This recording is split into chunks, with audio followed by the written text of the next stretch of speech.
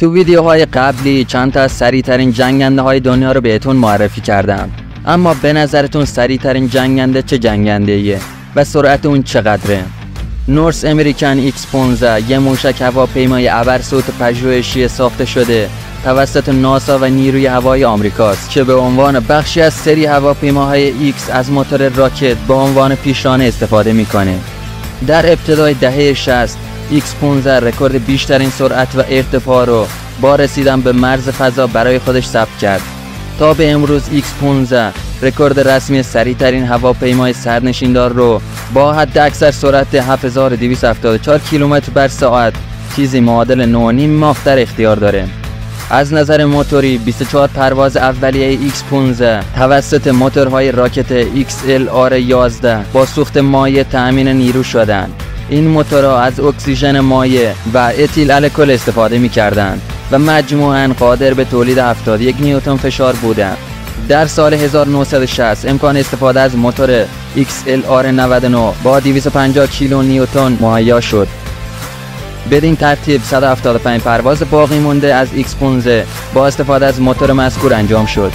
XLR 99 به آمونیاک بدون آب و اکسیژن مایع به عنوان پروپلانت و همچنین هیدروژن پر اکسید برای به حرکت در آوردن توربو پمپ‌های با سرعت بالا که پروپلانت ها را به موتور میرسوندن وابسته بود. این موتور میتونست 6804 کیلوگرم پروپلانت رو تنها تو 80 ثانیه بسوزونه. و اما مشخصات این هواپیمای ابرفراسود چیا هستند؟ این موشک هواپیمای ابرفراسود تو 17 سپتامبر سال 1959 معرفی شد و اولین پروازش رو تو 8 ژوئن همون سال انجام داد و تنها فقط 3 فروند از این هواپیما ساخته شد و به پرواز در اومد. خدمه مورد نیاز ایکس 15 یک نفر هستش.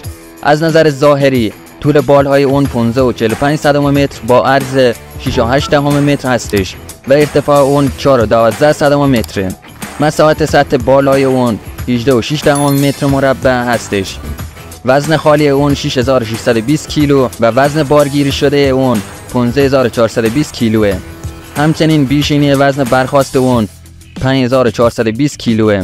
ایکس 15 از یک موتور راکت XLR 99 با سوخت مایع استفاده میکنه و حداکثر سرعت اون 7274 کیلومتر بر ساعته با بردی نزدیک به 405 کیلومتر که میتونه سقف پرواز 108 کیلومتری داشته باشه.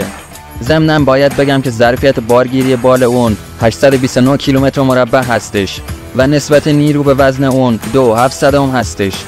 اطلاعات به دست اومده از برنامه‌های موفق ایکس 15 به توسعه برنامه پروازهای فضایی مارینر 10، مسنجر، جمینای، آپولو و برنامه شاتل فضایی کمک کرده و در مجموع ایکس 15 199 پرواز حمل و نقل هوایی انجام داده. به نظرتون جنگنده های کدوم نسل میتونن رکورد سرعت ایکس 15 رو بزنن؟ ممنون از شما به خاطر دیدن ویدیو. با لایک و سابسکرایب کردن به من انگیزه بیشتری بدین تا ویدیوهای جذابتری براتون بسازم. تا ویدیوی دیگه خداحافظتون.